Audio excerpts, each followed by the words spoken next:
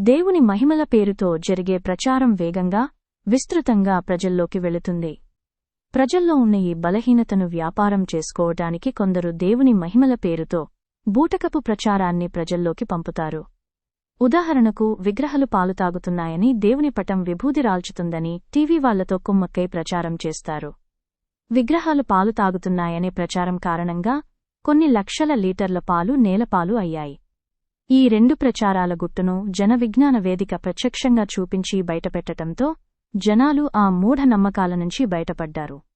మోసపూరితంగా ప్రచారం చేసిన వారు మెల్లగా జారుకున్నారు. పాలుతాగే విగ్రహాల గురించి అంజన్న తన మధురమైన గానంతో పద్యరూపంలో చెబుతున్నారు. మనం కూడా విందాం. పాలు తాగే విగ్రహాలు పళ్ళెందుకు తినవనేటువంటి ప్రశ్నలో అసలు నిజముందంటాడు అంజన్న. విగ్రహాలు పాలు త్రాగుతున్నాయంటే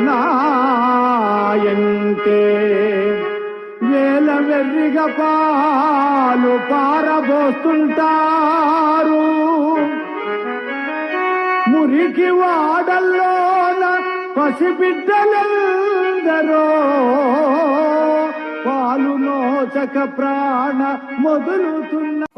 పాలు తాగే విగ్రహాలు పళ్ళెందుకు తినవనేటువంటి ప్రశ్నలో అసలు. జన విజ్ఞాన వేదిక ఉత్తమ పౌర సమాజం కోసం పనిచేస్తున్న స్వచ్ఛంద సంస్థ.